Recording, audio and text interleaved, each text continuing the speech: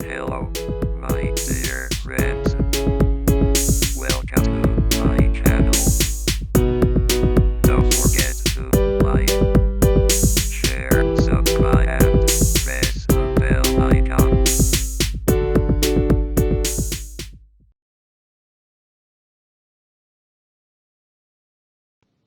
सुरु गरौँ हैन ल अब हामीले अस्ति चाहिँ नि के पढ्या थियौं त भनेपछि यो चाहिँ नि पर्फर्मेन्स इभ्यालुएसन मेथडहरु पढ्या थियौं है अस्ति विभिन्न मेथडहरु टेक्निकहरु हामीले अस्ति छलफल गरेको जस्तो लाग्छ आज चाहिँ नि प्रब्लम अफ पर्फर्मेन्स इभ्यालुएसन अब पर्फर्मेन्स इभ्यालुएसनमा केही समस्याहरु त्यो समस्या भन्दाखेरि के त भनेपछि विभिन्न कारणले गर्दाखेरि राइट इभ्यालुएसन इम्प्लोइको राइट इभ्यालुएसन भएको हुँदैन कुनै इम्प्लोइको राम्रो पर्फर्मेन्स हुँदाहुँदै पनि कमजोर इभ्यालुएसन भएको हुन्छ र कुनैको चाहिँ नि पर्फर्मेन्स त्यति राम्रो नभएर पनि राम्रो पर्फर्मेन्स भनेर इभ्यालुएसन ओभर इभ्यालुएसन भएको हुन्छ त्यो हुनुको विभिन्न कारणहरु हामीले यहाँ लेख्यौं पहिलो अनक्लियर स्ट्यान्डर्ड अब पर्फर्मेन्स इभ्यालुएसन चाहिँ नि के हो त भनेपछि स्ट्यान्डर्डसँग कम्पेयर गरेर पर्फर्मेन्स इभ्यालुएसन हुने हो स्ट्यान्डर्ड मिट हुने खालको पर्फर्मेन्स छ अथवा छैन अथवा चाहिँ स्ट्यान्डर्ड भन्दा बढी पनि हुन सक्छ स्ट्यान्डर्ड भन्दा कम पनि हुन सक्छ हैन भनौं न एउटा अर्गनाइजेसनले एउटा चाहिँ स्ट्यान्डर्ड आउटकमको स्ट्यान्डर्ड तोकेको हुन्छ र त्यो स्ट्यान्डर्ड भन्दा राम्रो पनि परफर्म गर्न सक्छ अथवा चाहिँ नराम्रो पनि परफर्म गर्न सक्छ त्यो चाहिँ नि स्ट्यान्डर्डसँग कम्पेयर गरेर पर्फर्मेन्स इभ्यालुएसन हुने हुनाले त्यो स्ट्यान्डर्ड सेटिङमै मिस्टेक भयो स्ट्यान्डर्ड नै क्लियर भएन भने त्यस्तो अवस्थामा चाहिँ नि पर्फर्मेन्स इभ्यालुएसन राम्रोसँग हुँदैन यो अब स्ट्यान्डर्ड के को आधारमा त भनेपछि क्वालिटीको आधारमा टाइमको आधारमा कस्ट अफ प्रोडक्ट अर सर्भिसको आधारमा स्ट्यान्डर्ड चाहिँ मिट स्ट्यान्डर्ड डिटरमाइन गरिन्छ क्वालिटी कस्तो आउटपुट क्वालिटी कस्तो आउटपुट क्वान्टिटी कति टाइम कति लियो त्यो चाहिँ आउटपुट हुनमा अथवा चाहिँ कस्ट कति लाग्यो खर्च कति लाग्यो त्यो आधारमा चाहिँ नि स्ट्यान्डर्ड डिटरमाइन गरिन्छ र त्यो स्ट्यान्डर्ड चाहिँ क्लियर छैन स्ट्यान्डर्ड सेटिङमै मिस्टेक भयो भने त्यसले चाहिँ नि इभ्यालुएसन राम्रो गर्दैन र अर्को इभ्यालुएटर्स बायसनेस भनेर भन्यौं इभ्यालुएटरको बायसनेसको कारणले पनि के हुन्छ भनेपछि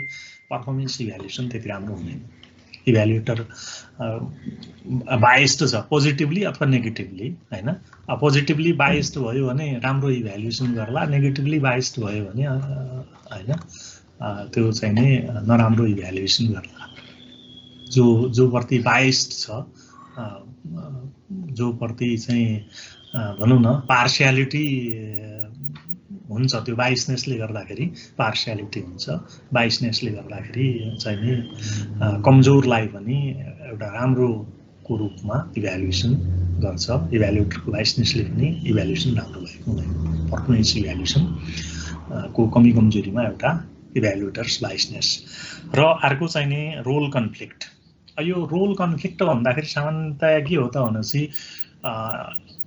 कुनै पनि इम्प्लोइको पर्फर्मेन्स इभ्यालुएसन इमिडिएट सुपेरियरले गर्छ जसो वर्करको पर्फर्मेन्स इभ्यालुएसन सुपरभाइजरले गर्छ सुपरभाइजरको पर्फर्मेन्स इभ्यालुएसन चाहिँ नि ब्रान्च म्यानेजरले गर्छ अथवा ब्रान्च म्यानेजरको इभ्यालुएसन जनरल म्यानेजरले गर्छ अथवा इमिडिएट सुपेरियरले इभ्यालुएसन गर्छ र त्यो चाहिँ नि त्यस्तो अवस्थामा के हुन्छ त भनेपछि कहिलेकाहीँ अब रोल कन्फ्लिक्टहरु सुपेरियरको कारणले गर्दाखेरि सुपेरियर र सबअर्डिनेट त्यो इमिडिएट सुपेरियर इमिडिएट सबअर्डिनेटको बीचमा रोल रेस्पोन्सिबिलिटीको कारणले गर्दाखेरि विभिन्न किसिमको कन्फ्लिक्टहरु आएको हुन्छ र त्यो कन्फ्लिक्टको कारणले गर्दाखेरि भनौँ न नेगेटिभ पर्सेप्सनहरू अथवा नेगेटिभ एटिट्युडहरू डेभलप भएको हुन्छ र त्यो कारणले गर्दाखेरि पर्फर्मेन्स इभ्यालुएसनमा समस्या आएको हुन्छ।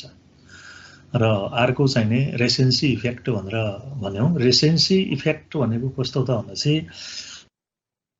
इभ्यालुएटरले विगतको पर्फर्मेन्सलाई चाहिँ कन्सिडर नगरिकन अहिले भर्खर तत्कालको चाहिँ नि पर्फर्मेन्सलाई हेरेर इभ्यालुएसन गर्नु, विगतको कुरालाई चाहिँ कन्सिडर नगर्नु। अब पर्फर्मेन्स इभ्यालुएसनमा के हुन्छ त भनेपछि पास्ट पर्फर्मेन्स र करेन्ट पर्फर्मेन्स दुइटैलाई चाहिँ आधार बनाउनु पर्ने हुन्छ।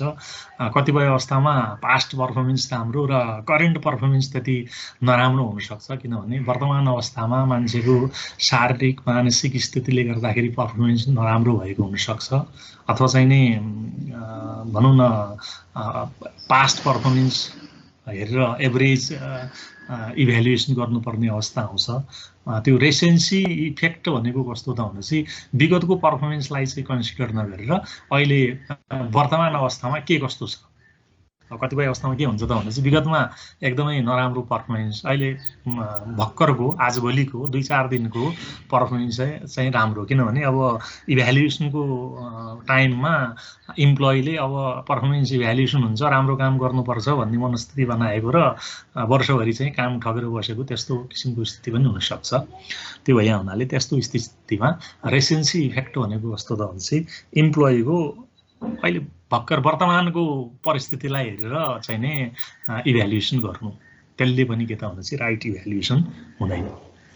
र अर्को चाहिँ सेन्ट्रल टेन्डेन्सी। सेन्ट्रल टेन्डेन्सी भन्दाखेरि कस्तो त भनेपछि यो अब इभ्यालुएसनमा इभ्यालुएटरले इम्प्लोइको पर्फर्मेन्स कस्तो छ, राम्रोलाई राम्रो मार्किङ र नराम्रोलाई चाहिँ नराम्रो मार्किङको हिसाबले रेटिङ गर्नुपर्ने हुन्छ। राम्रो नराम्रो रेटिङ, एकदमै चाहिँ पुवर पर्फर्मेन्स छ भने कम रेटिङ गर्नुपर्ने, एकदमै एक्सलेन्ट पर्फर्मेन्स छ भने हाई रेटिङ गर्नुपर्ने। जसो कि अब तपाईँहरूको इक्जामको कापी चेकिङ हुँदाखेरि राम्रो लेख्नेले पनि 95-98% पाउनु पर्नेले पाउँदैन, एभरेज 80-85 आउँछ, 90 त जतिसुकै राम्रो लेखे पनि 90-91 त चाहिँ मार्क्स आउने सम्भावना एकदमै कम हुन्छ। र यसो लटर लेखिया छ भने नि ल पास गरिदिउँ भनेर पास मार्कसम्म राख्ने। अब त्यो के त भनेपछि त्यसले के गर्यो त एभरेज पर्फर्मेन्स एभरेज निकाल्यो के।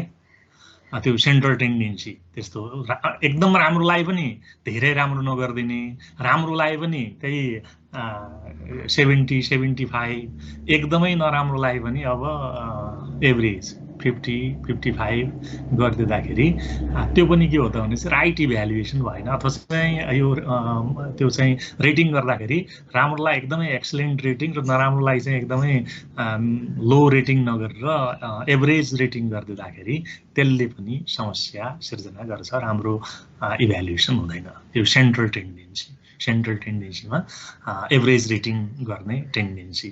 र अर्को चाहिँ जुन यो हाम्रो हेलो इफेक्ट भनेर हामीले लेखेका छौँ, यो हेलो इफेक्ट भनेको स्न्याप जजमेन्ट भनौँ यसलाई होइन, इमिडिएट पर्फर्मेन्स एकचोटि हेरेर जुन चाहिँ इम्प्लोइको पर्फर्मेन्स इभ्यालुएसन गरिन्छ त्यो चाहिँ नि के त भनेपछि एकचोटि हेर्दाखेरि अब चाहिँ नि लामो समयसम्म, किनभने पर्फर्मेन्स इभ्यालुएसनको लागि लामो समयसम्म चाहिँ इम्प्लोइको पर्फर्मेन्स 1 महिना 2 महिनासम्मको पर्फर्मेन्स आज कस्तो भोलि कस्तो, किनभने कुनै क्षणिक रूपमा विभिन्न कारणले पर्फर्मेन्स नराम्रो पनि भएको हुनसक्छ अथवा राम्रो पनि भएको हुनसक्छ।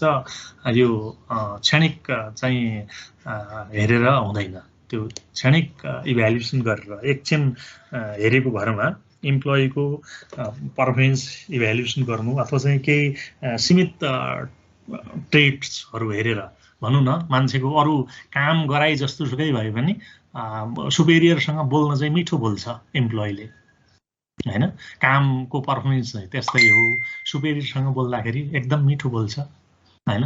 त्यसको आधारमा चाहिँ पर्फर्मेन्स इभ्यालुएसन हुनु एउटा ट्रेड्स दुईटा ट्रेड्स अथवा चाहिँ केही एउटा दुईटा कुरामा मात्रै राम्रो छ, अरू सबै चाहिँ बानी भएर चाहिँ नराम्रो भएको अवस्थामा पनि राम्रो रेटिङ हुनु अथवा चाहिँ केही सीमित कुराहरूलाई हेरेर रेटिङ गर्नु अथवा चाहिँ इभ्यालुएसन गर्नु, त्यो चाहिँ के हो त भनेपछि यो चाहिँ हेलो इफेक्ट। र अर्को चाहिँ लिनियन्सी अर स्ट्रिक्टनेस भनेर भन्यौँ हामीले। यो अब लिनियन्सी अर स्ट्रिक्टनेस भनेको भनौँ न लुज इभ्यालुएसन अथवा चाहिँ स्ट्रिक्ट इभ्यालुएसन। अघि हामीले यो चाहिँ नि सेन्ट्रल टेन्डेन्सीमा चाहिँ एभरेज राख्ने कुरा गऱ्यौँ होइन। एभरेज राखेर पनि इभ्यालुएसन राम्रो भएन, एकदम राम्रो चाहिँ मार्कामा पर्यो सेन्ट्रल टेन्डेन्सीले।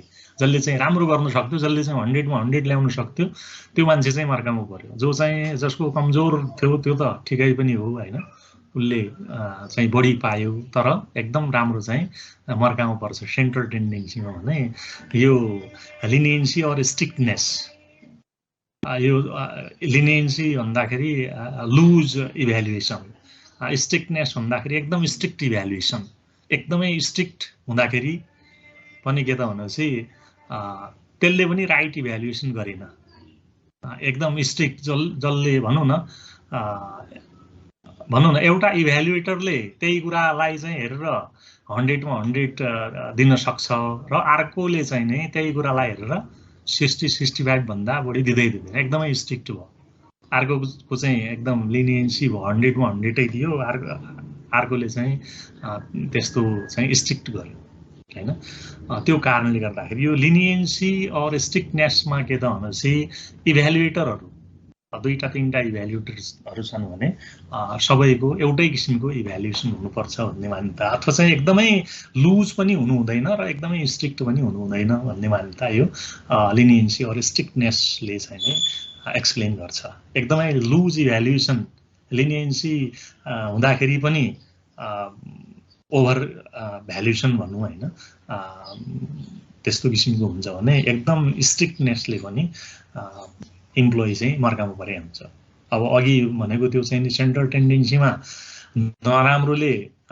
नराम्रोको चाहिँ ओभर इभ्यालुएसन हुने र राम्रोले पनि त्यही एभरेजमा पाउने कारणले गर्दाखेरि एउटा पक्ष मात्रै, राम्रो पक्ष मात्रै मर्कामा पर्यो सेन्ट्रल टेन्डेन्सीमा भने अब लिनियन्सी अर स्ट्रिक्टनेसले चाहिँ नै अब सबै मर्कामा पर्ने भए, लिनियन्सीले चाहिँ सबै बेनिफिटमा हुने भए। अब यसमा चाहिँ नि कमजोरलाई पनि अलिकति ओभर भ्यालुएसन हुने भयो यो लिनियन्सी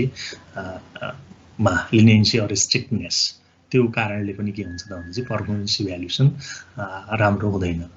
र अर्को इनकम्पिटेन्स भनेर हामीले जुन चाहिँ लेख्यौँ, इनकम्पिटेन्स भनेको के त भनेपछि इनकम्पिटेन्स अफ इभ्यालुएटरको इनकम्पिटेन्सी अथवा चाहिँ इभ्यालुएटरको हरेक पक्षमा कुन पक्षको चाहिँ नै इम्प्लोइको इभ्यालुएसन गर्नुपर्ने हो, त्यो सबै पक्षमा एकदमै राम्रो नलेज हुनु पर्यो। यो चाहिँ भनौँ न यो पर्फर्मेन्स इन्डिकेटर्सहरू के हुन्, पर्फर्मेन्स इन्डिकेटरको बारेमा चाहिँ राम्रो नलेज हुनु पर्यो होइन। की रिजल्ट एरियाहरू के हुन्, कोर म्यानेजमेन्ट कम्पिटेन्सी के हुनुपर्ने, पर्फर्मेन्स एग्रिमेन्ट्सहरू के हो, मेजरमेन्ट अफ पर्फर्मेन्स इन्डिकेटरहरू के हुन्, यो communication of result and feedback त्यो के छ, यी कुरामा सबै चाहिँ कुरामा राम्रो नलेज छैन इभ्यालुएटरलाई। इभ्यालुएटरको इनकम्पिटेन्सी भनौँ, त्यो इभ्यालुएटरको इनकम्पिटेन्सीले गर्दा पनि पर्फर्मेन्स इभ्यालुएसनमा समस्या आएको हुन्छ। त्यो पनि के हो त भने चाहिँ पर्फर्मेन्स इभ्यालुएसनको एउटा समस्या हो। इभ्यालुएटरलाई चाहिँ सबै कुरामा राम्रो नलेज न। र अर्को चाहिँ पोस्ट रिकर्ड एङ्करिङ। अब इम्प्लोइको पोस्ट रिकर्ड एङ्करिङ, पोस्ट रिकर्डको आधारमा मात्रै चाहिँ इभ्यालुएसन गर्नु। अघि रेसेन्सी इफेक्टमा चाहिँ करेन्ट पर्फर्मेन्सको आधारमा चाहिँ इभ्यालुएसन गर्ने भनेर भनेका थियौँ र पोस्ट रिकर्ड एन्करिङमा चाहिँ यो पोस्ट रिकर्डलाई मात्रै हेरेर विगतको पर्फर्मेन्सलाई मात्रै हेरेर इभ्यालुएसन गर्दा पनि त्यो पनि भनौँ न त्यसमा पनि जस्टिस हुँदैन, त्यो पनि फेयर हुँदैन। पोस्ट रिकर्डलाई मात्रै पनि हेर्नु हुँदैन, किनभने विगतमा राम्रो पर्फर्मेन्स गर्न नसकेको मान्छेले ट्रेनिङ आदि इत्यादिले अहिले करेन्ट सिचुएसनमा चाहिँ राम्रो पर्फर्मेन्स गरेको हुनसक्छ। त्यो भए हुनाले पोस्ट रिकर्डलाई मात्रै हेरेर पर्फर्मेन्स इभ्यालुएसन गर्दा पनि के हुन्छ त भने चाहिँ समस्या आउँछ। र अर्को चाहिँ ल्याक अफ रिलेसन भनेर, यो रिलेसन के त भने चाहिँ relation between performance outcome and reward system. यो ल्याक अफ रिलेसन भनेको relation between performance outcome and reward system भन्नुको मतलब राम्रो पर्फर्मेन्स गर्नलाई चाहिँ हाइली एट्र्याक्टिभ रिवार्ड र एभरेज पर्फर्मेन्सलाई चाहिँ त्यही किसिमको सामान्य किसिमको रिवार्ड चाहिँ कस्तो छ त? सबैलाई एउटै किसिमको रिवार्ड छ भने त्यो पनि फेयर हुँदैन। रिवार्ड चाहिँ राम्रो परफर्म गर्नलाई चाहिँ एट्र्याक्टिभ रिवार्ड, राम्रो रिवार्ड र एभरेज पर्फर्मेन्सलाई चाहिँ सामान्य किसिमको रिवार्ड त्यो छैन भने त्यसले पनि पर्फर्मेन्स इभ्यालुएसन चाहिँ राम्रो गर्न सक्दैन। किनभने जुन मोटिभेसन फ्याक्टर हुन्छ, इम्प्लोइ मोटिभेसन फ्याक्टर, त्यो मोटिभेसन फ्याक्टरमा कमी आउन सक्छ त्यो रिवार्ड सिस्टमको कमीले गर्दाखेरि। त्यो भए हुनाले पर्फर्मेन्स इभ्यालुएसनमा चाहिँ नै यो पर्फर्मेन्स आउटकम र रिवार्डमा ब्यालेन्स हुनु पर्यो। यो चाहिँ रिवार्ड पर्फर्मेन्स अनुसारको रिवार्ड चाहिँ हुनु पर्यो। यो चाहिँ नि lack of relation, reward outcome र यो चाहिँ पर्फर्मेन्स आउटकम र रिवार्ड सिस्टममा रिलेसन हुनु पर्यो भन्ने मान्यता यो ल्याक अफ रिलेसनले एक्सप्लेन गर्छ। बुझिया छ है? हेलो,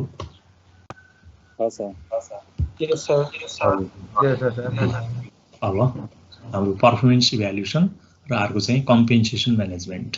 अब चाहिँ नयाँ कुरो कम्पेन्सेसन म्यानेजमेन्ट।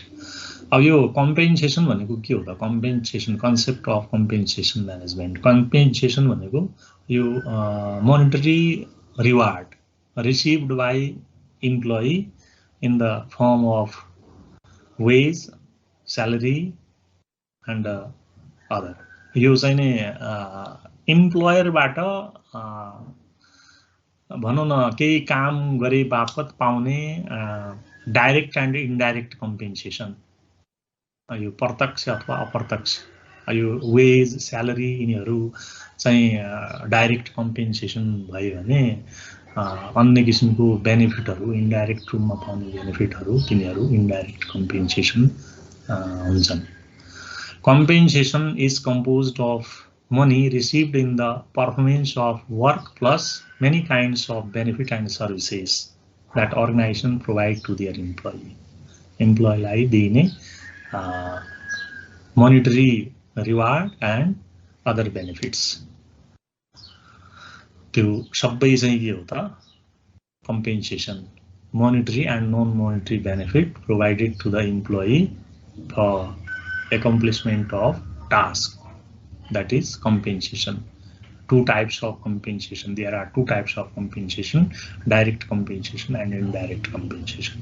अब direct compensation भनेपछि प्रत्यक्ष कामसँग तुलना भएको यति काम गरी बापत यस्तो भन्ने चाहिँ नि त्यो डाइरेक्ट कम्पेन्सेसन हो भने इन्डाइरेक्ट कम्पेन्सेसन भन्दाखेरि जसो free education to the children, health services, यो चाहिँ अन्य एलाउन्सहरू अथवा चाहिँ नि रेसिडेन्स फेसिलिटी, यिनीहरू चाहिँ इन्डाइरेक्ट कम्पेन्सेसन। यो कम्पेन्सेसन डाइरेक्ट इन्डाइरेक्ट दुईटै किसिमको हुन्छ, दुई किसिमको। र employee compensation refers to all form of pay or reward going to employee arising from their employment. Thomas Patten जेआरले डिफाइन गर्नुभएको छ कम्पेन्सेसनलाई। Compensation refers to all form of pay or reward, all form of pay, monetary pay and non-monetary pay.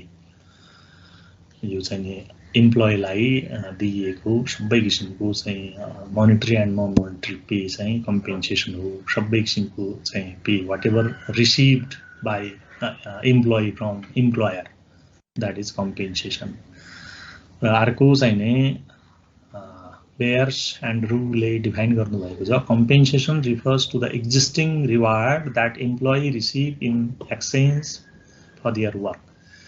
It is composed of base wage or salary and incentives or bonus and any benefit. यो चाहिँ के त भनेपछि salary पनि भयो अनि त्यसमा पाउने अन्य किसिमको इन्सेन्टिभ्स, बोनस र अन्य बेनिफिटहरू, त्यो सबै चाहिँ के हो कम्पेन्सेसन भन्ने कुरो हामीले छलफल गर्न बुझिया छ है कम्पेन्सेसन भनेको। र कम्पेन्सेसन म्यानेजमेन्ट अब त्यसको सिस्टमेटिक प्लानिङ अफ कम्पेन्सेसन चाहिँ compensation management. Compensation management means the specialist HR discipline of planning and administrating everything of financial value that an employer gives an employee in exchange for their work. It includes their salary but also benefit, bonus and rewards. Compensation management भनेपछि त्यो compensation भनौँ न यो compensation कस्तो किसिमको कम्पेन्सेसनले के गर्नु पर्दा हुन्छ इम्प्लोइमा मोटिभेसन ल्याउनु पर्यो। कम्पेन्सेसनको चाहिँ नि अब्जेक्टिभ इम्प्लोइ मोटिभेसन, इम्प्लोइमा उत्साह आओस्।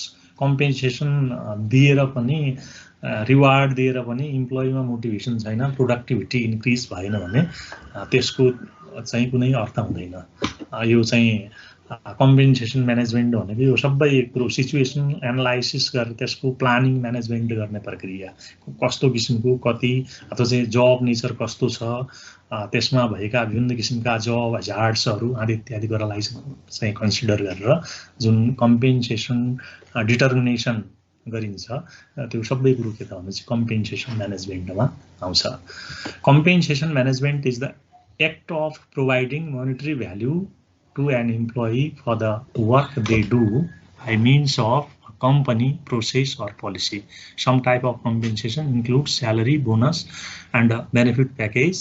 Company use compensation management in order to find, keep and motivate employee to do quality work. यो चाहिँ compensation चाहिँ नि भनौँ न employee motivation, employee satisfaction, employee retention आदि इत्यादिको लागि कम्पेन्सेसन डिटरमाइन गरिन्छ। र त्यो चाहिँ कसरी कम्पेन्सेसनको उद्देश्य पुरा कसरी होला भनेर चाहिँ नि म्यानेजमेन्टले प्लानिङ पोलिसी मेकिङ गर्ने प्रक्रिया चाहिँ के हो त कम्पेन्सेसन म्यानेजमेन्ट हो। बुझिया छ है बाबु नानीहरू? Yes sir. Yes sir. अब consideration for determining compensation. Compensation determine गर्दाखेरि के कुरालाई चाहिँ ध्यानमा राखिन्छ त? के कुरा हुन्छ त हामीले दुईटा फ्याक्टरको यहाँ उल्लेख गर्यौं, एक्सटर्नल फ्याक्टर र इन्टर्नल फ्याक्टर भनेर। Determination of pay structure and level. External फ्याक्टरमा चाहिँ नि लेबर मार्केट भन्दाखेरि demand and supply of labour. अब भनौँ न मार्केटमा लेबर छ कि छैन, स्किल्ड म्यान पावर छ कि छैन। जसो भनौँ न अहिलेको स्थितिमा चार्टर्ड एकाउन्टेन्ट पढेको मान्छे मार्केटमा कति छ र ब्याङ्क वित्तीय संस्थाहरूलाई चाहिँ सीए को आवश्यकता कतिको छ। एउटा सीए पाउनै गाह्रो छ भने जति पैसा पनि पे गर्छ अर्गनाइजेसनले, अथवा भनौँ न एउटा राम्रो चाहिँ मेडिकल सर्जन यो हार्टको सर्जरी गर्न सक्ने मान्छे मार्केटमा कतिको छ कि छैन। लेबर मार्केटमा त्यस्तो किसिमको स्किल्ड लेबर छ कि छैन। र त्यस्तो को लागि अथवा चाहिँ स्कार्सिटी छ मार्केटमा र अर्गनाइजेसनलाई एकदम चाहिएको छ भने त्यस्तो अवस्थामा जति पनि पे गर्न सक्छ। त्यो चाहिँ compensation determination on the basis of demand and supply of labour. मार्केटमा डिमान्ड लेबरको डिमान्ड चाहिँ कति छ, स्किल्ड म्यान पावरको डिमान्ड चाहिँ कति छ र स्किल्ड म्यान पावर सप्लाई कतिको भइरहेछ, त्यसको आधारमा कम्पेन्सेसन डिटर्मिनेसन। र अर्को प्रिभेलिङ वेज। अब प्रिभेलिङ वेज भन्दाखेरि कस्तो त भने चाहिँ चलन चल्ती भनौँ होइन, यो गोइङ रेट होइन, यो गोइङ रेट भन्दाखेरि चलन चल्ती सेम लेभलको इम्प्लोइलाई चाहिँ यो कतिको चाहिँ वेज स्यालेरी कतिको दिइराखेको छ त अरू अर्गनाइजेसनहरूले। अरू अर्गनाइजेसनमा कतिको भनौँ न, एउटा चाहिँ ब्याङ्कको सिइओलाई अर्को ब्याङ्कले कति पे गरेको छ, अथवा चाहिँ त्यहाँको एउटा चाहिँ भनौँ न एउटा चाहिँ जुनियर अफिसरलाई चाहिँ कति पे गरेको छ त, अरू अर्गनाइजेसनले पे गरेको आधारमा कम्पेन्सेसन डिटर्मिनेसन गरिने प्रक्रिया चाहिँ के हो त भने प्रिभेलिङ वेज, चलन चल्तीको वेज चाहिँ कति छ, अथवा चाहिँ कम्पेरेबल पे भनेर भन्दा नि हुन्छ यसलाई, प्रिभेलिङ वेज अथवा कम्पेरेबल पे, अथवा चाहिँ गोइङ पे रेट अथवा कम्पेरेबल पे कति छ त्यसको आधारमा डिटरमाइनिङ गरिने चाहिँ के भयो प्रिभेलिङ वेज। र अर्को कस्ट अफ लिभिङ भनेर भन्यो, यो चाहिँ वेज डिटर्मिनेसनमा अथवा चाहिँ कम्पेन्सेसन डिटर्मिनेसनमा कस्ट अफ लिभिङ पनि एउटा महत्त्वपूर्ण हो। कस्ट अफ लिभिङ भनेको कस्तो त भनेपछि भनौँ न डेली एक्सपेन्सेस, जसो भनौँ न एउटा चाहिँ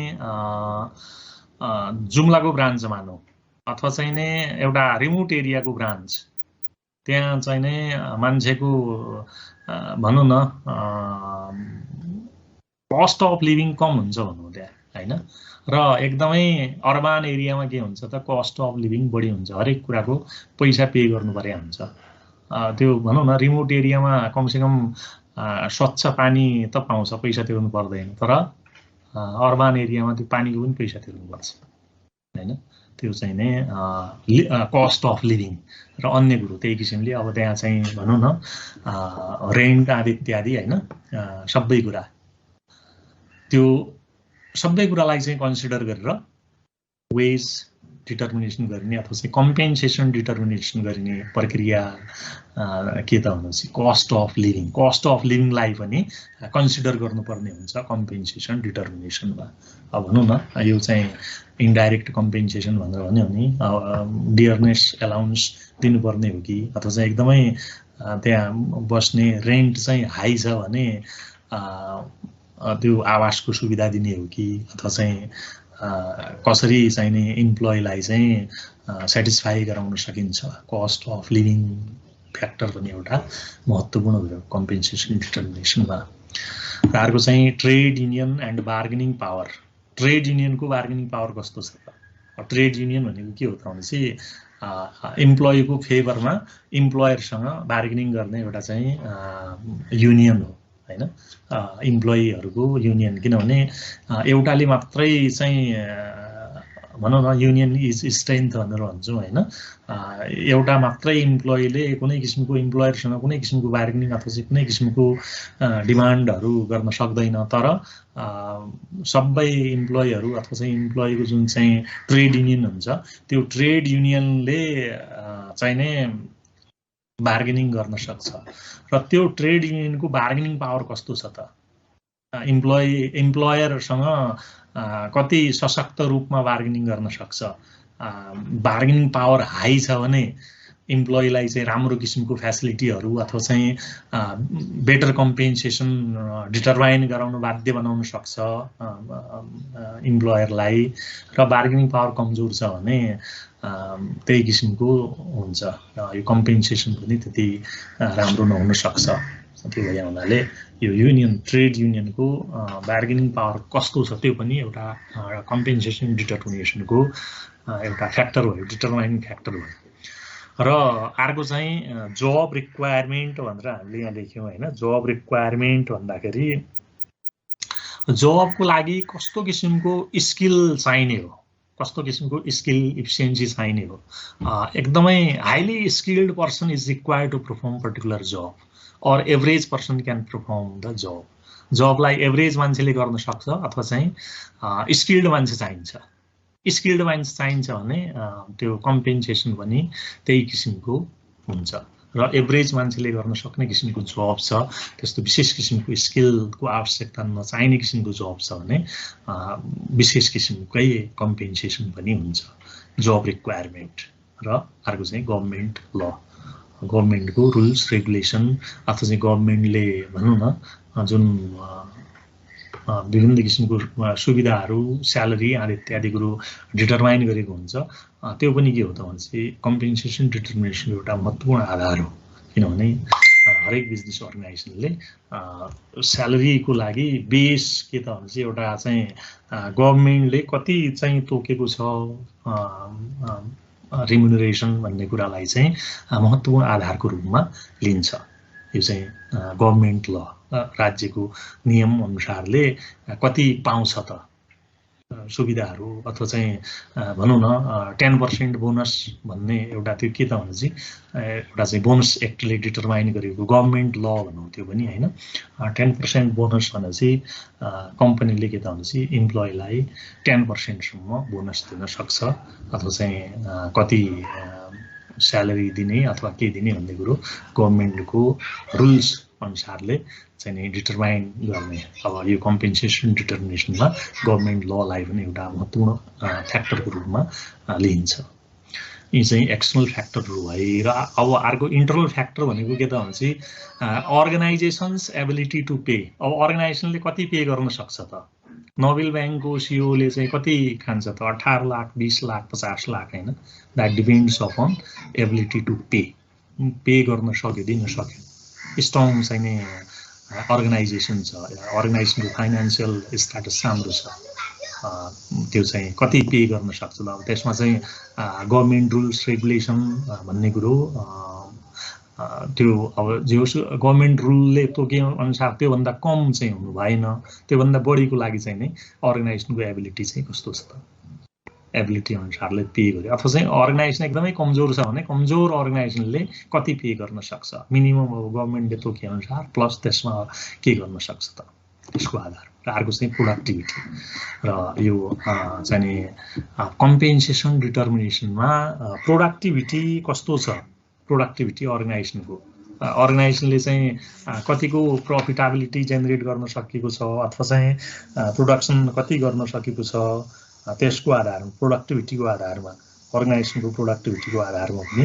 कम्पेन्सेसन डिटर्मिनेसन हुन्छ र अर्को चाहिँ म्यानेजरियल एटिट्युड अब म्यानेजमेन्टको कम्पेन्सेसन डिटर्मिनेसनमा म्यानेजमेन्टको एटिट्युड चाहिँ कस्तो छ जतिसुकै नाफा अथवा चाहिँ जतिसुकै प्रफिट भइराखेको अवस्थामा पनि इम्प्लोइलाई चाहिँ कमभन्दा कम दिनुपर्छ भन्ने चाहिँ म्यानेजरियल एटिट्युड छ कि अथवा चाहिँ इम्प्लोइलाई पनि राम्रो बेनिफिटहरू दिनुपर्छ भन्ने एटिट्युड छ त्यो म्यानेजरियल एटिट्युड पनि के हो त भन्छ कम्पेन्सेसन डिटर्मिनेसनको एउटा आधार हो र अर्को चाहिँ वेज पोलिसी अफ अर्गनाइजेसनको वेज पोलिसी कस्तो छ अर्गनाइजेसनले कति चाहिँ नै वेज दिन सक्छ अथवा अर्गनाइजेसनको पोलिसी चाहिँ कस्तो छ त्यो अर्गनाइजेसनको पोलिसी पनि के हो त भने चाहिँ एउटा कम्पेन्सेसन डिटर्मिनेसनको एउटा आधार हो ल बुझिया छ है Yes, sir. अर्को चाहिँ हाम्रो consideration for determination of compensation. Legal environment and pay system governance in Nepal. अब पे सिस्टम कस्तो छ र लिगल इन्भाइरोमेन्ट कस्तो छ भन्ने कुरो नेपालको केसमा अब लिगल इन्भाइरोमेन्टमा हामीले यहाँ के लेख्यौं त लेबर ल minimum equal pay and no discrimination labour लले के भन्छ त भनेपछि अब जुन लेबर एक्ट छ लेबर एक्टले सबैलाई समान रूपले अथवा चाहिँ सेम लेभललाई सेम वेज भन्ने मान्यता वेजमा डिस्क्रिमिनेसन गर्नु हुँदैन डिस्क्रिमिनेसन गर्न पाइएन र अर्को चाहिँ मिनिमम वेज गभर्नमेन्टले मिनिमम वेज भनेर अहिले कति छ 13,400 अहिले 15,000 बनाएको छ क्या त्यो मिनिमम वेज हैन मिनिमम वेज चाहिँ दिनुपर्छ भन्ने मान्यता हैन मिनिमम वेज को बारेमा पनि गभर्नमेन्टले रुल्स रेगुलेसन बनाएको हुन्छ त्यो मिनिमम वेज र अर्को प्रोभिडेन्ट फन्ड को प्रोभिजन के छ अब प्राइभेट अर्गनाइजेसनले पनि प्रोभिडेन्ट फन्ड 10 जना भन्दा बढी चाहिँ नै एम्प्लोइ इन्भल्भ भएको बिजनेस अर्गनाइजेसनले प्राइभेट अर्गनाइजेसनले पनि सञ्चय कोषको व्यवस्था गर्न सक्छ भन्ने मान्यता अथवा चाहिँ यो प्रोभिडेन्ट फन्डमा चाहिँ नै 10% चाहिँ स्यालेरीबाट र 10% चाहिँ बिजनेस अर्गनाइजेसनको तर्फबाट गरेर 20% स्यालेरीको 20% चाहिँ फन्डमा जम्मा गर्ने त्यो विभिन्न किसिमको प्रोभिडेन्ट फन्डसित रिलेटेड ल र ओभरटाइम पेमेन्ट अब यो ओभरटाइम पेमेन्टमा चाहिँ के छ त भन्दा चाहिँ अब लेबर एक्टमा उल्लेख भए अनुसारले हप्ताको 48 घण्टा अनि हप्ताको 6 दिन र दिनको 8 घण्टा त्यो चाहिँ नर्मल वेज भयो र त्योभन्दा बढी काम गर्नु पर्यो भने नर्मल वेजको 1.5 टाइम्स पे गर्नुपर्छ भन्ने मान्यता यो कुरो चाहिँ यो वेज एक्टमा चाहिँ नै उल्लेख भएको कुरो ओभरटाइम पेमेन्ट ओभरटाइम काम गर्छ भने त्यसको पेमेन्ट चाहिँ गर्नुपर्छ पेमेन्ट चाहिँ नर्मल टाइमको 1.5 टाइम्स 1.5 गुणा चाहिँ पे गर्नुपर्छ भन्ने यो ओभरटाइम पेमेन्ट र अर्को चाहिँ allowance pension gratuity payment for preservation of home sick leaves हैन यी कुराहरू पनि अन्य विभिन्न किसिमको एलाउन्सहरू भत्ताहरू दिने पेन्सन दिने उपदान दिने र विभिन्न किसिमको बिदा होम लिभ सिक लिभको पेमेन्ट गर्ने भन्ने कुरा पनि यो चाहिँ नि गभर्नमेन्टले मेन्सन गरेको ल अनुसारले हुन्छ अर्को बोनस एक्टमा अब 10% बोनस दिनुपर्छ भन्ने मान्यता बोनस एक्टले पनि बोनसको बारेमा एक्सप्लेन गरेको छ यी चाहिँ अब नेपालको सन्दर्भमा यिनीहरू के भयो त भनेपछि कानुनी प्रावधानहरू यो चाहिँ कम्पेन्सेसन म्यानेजमेन्टसित सम्बन्धित चाहिँ कानुनी आधारहरू भए र pay system governance pay system भएको छ छैन पेमेन्ट भएको छ छैनका लागि चाहिँ गभर्नेन्स गर्ने बडीको रूपमा हामीले department of labour wage board pay commission labour code भनेर यहाँ हामीले चाहिँ उल्लेख गरेका छौँ यो चाहिँ नि अब डिपार्टमेन्ट अफ लेबर भनेको यो मिनिस्ट्री अफ लेबर अन्तर्गतको र यसले चाहिँ यो जुन गभर्नमेन्टको वेज पोलिसी छ त्यो पोलिसी रुल्स रेगुलेसनको इम्प्लिमेन्टेसन गराउने जिम्मेवारी लिएको हुन्छ डिपार्टमेन्ट अफ लेबर श्रम विभागले अब भनौँ न लेबर एक्टको इम्प्लिमेन्टेसन भएको छ अथवा छैन भन्ने कुरालाई चाहिँ यसले फोकस गर्छ र वेज बोर्ड भनेर छ the responsibility is to fix minimum wage for working in organized and unorganized sector like industrial, construction, agriculture, tea plantation, etc. यो चाहिँ वेज बोर्डले चाहिँ नि वेज मिनिमम वेज डिटर्मिनेसन गर्ने एउटा चाहिँ वेज बोर्ड भयो वेज बोर्डको रेस्पोन्सिबिलिटी के त भन्छ मिनिमम वेज डिटर्मिनेसन र अर्को चाहिँ पे कमिसन भनेर हामीले यहाँ लेख्यौँ पे कमिसन लेखेको भन्छ पे कमिटी फर्मेसन गर्छ गभर्नमेन्टले पे कमिसनको लागि they are form to provide pay survey report and suggestion to revise existing pay level pay कमिसनले कस्तो भन्छ यो एक्जिस्टिङ पे चाहिँ कस्तो छ र त्यो पेले चाहिँ नि बेसिक निड्सहरू पुरा गर्न सक्छ अथवा सक्दैन पे सिस्टम राम्रो छ अथवा छैन अथवा चाहिँ पे सिस्टम बढाउनु पर्छ के गर्नुपर्छ भनेर त्यो कमिटीले गभर्नमेन्टलाई चाहिँ रिकमेन्डेसन गर्छ पे कमिसन र लेबर कोड अब भनौँ न जो लेबर अथवा चाहिँ यो कम्पेन्सेसन पेमेन्टसित सम्बन्धित जुन विभिन्न किसिमको चाहिँ नि भनौँ न यो चाहिँ नि डिस्प्युटहरू आउँछ त्यो डिस्प्युट सेटलमेन्टको लागि लेबर कोड चाहिँ रेस्पोन्सिबल छ one of the major working area of labor court is to settle dispute regarding pure compensation. यो चाहिँ यो पे सिस्टम गभर्नेन्स, पे सिस्टमलाई चाहिँ रेगुलेट गर्नको लागि चाहिँ नै पे सिस्टम गभर्नेन्सले काम गर्छ।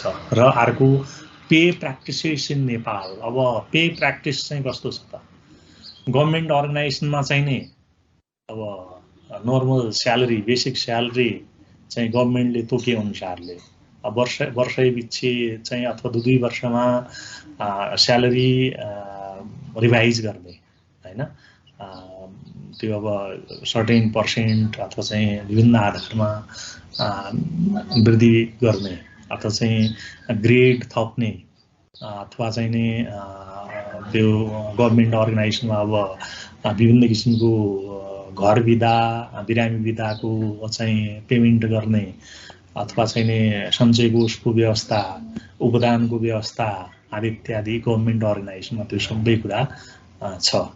र प्राइभेट सेक्टर अर्गनाइजेसनको चाहिँ कस्तो छ त भनेपछि अब सामान्यतया गभर्मेन्टले डिटरमाइन गरेको जुन स्यालेरी छ त्यसलाई आधार मानेर त्यो अनुसारले दिने, अथवा चाहिँ प्राइभेट सेक्टरको क्यापेबिलिटीलाई हेरेर इम्प्लोइ मोटिभेसनको लागि विभिन्न किसिमको बोनस आदि इत्यादि दिने, अथवा चाहिँ नि स्यालेरी बढी दिने, अथवा चाहिँ मान्छेको स्किलको आधारमा चाहिँ स्यालेरी दिने, अथवा चाहिँ कहिलेकाहीँ गभर्मेन्टले तोक्यो भन्दा कम पनि दिने। त्यो चाहिँ नि अब भनौँ न बार्गेनिङ पावरको आधारमा इम्प्लोइले कसरी बार्गेनिङ गर्छ भन्ने। हजुर प्राइभेट अर्गनाइजेसनमा थोरै मिनिमम स्यालेरी, कमभन्दा कम स्यालेरी दिने पोलिसी पनि हुनसक्छ हैन। त्यो त्यस्तो किसिमको अब नेपालको केसमा चाहिँ अब बढी दिने भन्दा पनि एकदम चाहिँ श्रम शोषण चाहिँ बढी हुने अर्गनाइजेसनहरू नै बढी छन् र कतिपयले राम्रो पेमेन्ट पनि दिएको हुन्छ, इम्प्लोइ मोटिभेसनको लागि राम्रो पेमेन्ट पनि दिएको हुन्छ कतिपय प्राइभेट अर्गनाइजेसनले। र अर्को चाहिँ private bank and financial institution. अब नेपालको केसमा ब्याङ्क एन्ड फाइनान्सियल इन्स्टिट्युसनलाई चाहिँ पेमेन्टको हिसाबले राम्रो सेक्टर चाहिँ भनिन्छ हैन। यो चाहिँ नि बोनस पनि दिने, पेमेन्ट पनि राम्रो, गभर्मेन्टले जुन तोकेको छ त्योभन्दा केही प्लस गरेरै दिने त्यस्तो। किनभने अब बढी नाफा गर्ने इन्स्टिट्युसनको रूपमा रहेको र त्यसमा इम्प्लोइको स्किलको विशेष इम्प्लोइको इफोर्टबाट नै नाफा आर्जन गर्ने हुनाले अब त अरू बिजनेस अर्गनाइजेसनमा पनि नाफा आर्जन भनेको इम्प्लोइकै इफोर्टबाट हो हैन। र पनि ब्याङ्क तथा वित्तीय संस्थाहरूमा चाहिँ नै अब यो नेपालको हिस्सा अलिकति अरूभन्दा राम्रो भन्ने मान्यता छ। र अर्को चाहिँ नन गभर्मेन्ट अर्गनाइजेसन एनजिओ आइएनजिओहरूमा चाहिँ अब छोटो समय अवधिको लागि कन्ट्र्याक्टमा इम्प्लोइलाई लिने, त्यो कन्ट्र्याक्टपछि अब मान्छे जबलेस पनि हुनसक्छ र त्यो छोटो अवधिको लागि पेमेन्ट चाहिँ राम्रो गर्ने अर्गनाइजेसन चाहिँ यो एनजिओ आइएनजिओहरूलाई पनि लिइन्छ। ल अब यो हाम्रो च्याप्टर 7 पढ्दै थियौँ हामी हैन। च्याप्टर 7 सिद्धियो। अब अर्को चाहिँ च्याप्टर 8 छ labour relation and collective bargaining. यसलाई हामी भोलि छलफल गरौँला है। के छ यो च्याप्टर 7 केही समस्या छ कि बुझिया छ है बाबु? सो द प्रब्लम्सको फर्स्ट 3टा पोइन्ट भन्दिन एक्चुअली। प्रब्लम्सको unclear standard, evaluators biasness, role conflict, यो 3टा। हजुर एकचोटि सर भन्दिन न। ठिक छ। यो अनक्लियर स्ट्यान्डर्ड भनेको भनौँ न यो चाहिँ पर्फर्मेन्स इभ्यालुएसनको स्ट्यान्डर्ड डिटर्मिनेसनमै चाहिँ समस्या आउनु अथवा चाहिँ स्ट्यान्डर्ड डिटर्मिनेसनमै राम्रोसँग हुन नसक्नु। जसो भनौँ न भनौँ मान्छेले एउटा लेबरले दिनमा 20 युनिट उत्पादन गर्छ भन्ने एउटा स्ट्यान्डर्ड डिटरमाइन गरियो, तर 20 युनिट चाहिँ उत्पादन गर्न एकदमै चाहिँ गाह्रो हुने स्थिति छ। भनौँ न नर्मल कन्डिसनलाई चाहिँ कन्सिडर नगरेर एउटा हँसुवाको तालमा डिटरमाइन गरेको स्ट्यान्डर्ड 12-15 युनिट भन्दा चाहिँ कसैले गर्नै सक्दैन मानौँ, अथवा 20-25 युनिट सामान्य अवस्थामा पनि उत्पादन गर्न सकिन्छ। त्यो चाहिँ नै अनक्लियर स्ट्यान्डर्ड डिटर्मिनेसन कति गर्न सक्छ के गर्न सक्छ भन्ने कुरामा चाहिँ स्पष्ट नभएको अवस्थामा पर्फर्मेन्स इभ्यालुएसन त्यति राम्रो हुँदैन भन्ने अनक्लियर स्ट्यान्डर्ड भयो। र अर्को इभ्यालुएटर्स बायसनेस भनेको इभ्यालुएटरले पक्षपात गर्नु, फेभराइटिजम नेपोटिजमको आधारमा आफ्नो मन परेको मान्छेलाई चाहिँ राम्रो इभ्यालुएसन गर्ने, उसको स्किल इफिसियन्सी जस्तो सुकै भए पनि बायसनेसको आधारमा चाहिँ नै इभ्यालुएसन गर्नु, त्यो चाहिँ नि के हो त हुन्छ इभ्यालुएटर्स बायसनेस। र रोल कन्फ्लिक्ट भनेको अब यो चाहिँ सुपेरियर सबअर्डिनेट रिलेसनलाई चाहिँ फोकस गरेर रोल कन्फ्लिक्ट अब भनौँ न इभ्यालुएसन गर्न इमिडिएट सुपेरियरले हो, वर्करको इभ्यालुएसन चाहिँ सुपरभाइजरले गर्छ र जुन चाहिँ सुपरभाइजर र वर्करको रोल रेस्पोन्सिबिलिटीको कारणले गर्दाखेरि जुन क्रिएट हुने जुन कन्फ्लिक्टको सिचुएसन छ त्यसले पनि एक किसिमको नेगेटिभिटी अथवा चाहिँ पोजिटिभ एटिट्युड त्यस्तो किसिमको डेभलप गरेको हुन्छ, त्यसले बायसनेस क्रिएट गर्न सक्छ भन्ने मान्यता हो रोल कन्फ्लिक्ट भनेको। र रेसेन्सी इफेक्ट भनेको पुरानो इभ्यालुएसनलाई चाहिँ कन्सिडर नगरेर अहिले चाहिँ भर्खर चाहिँ कस्तो किसिमको काम गरिरहेछ भन्ने यो रेसेन्सी इफेक्ट बुझिया छ? Yes sir. हजुर यस सर।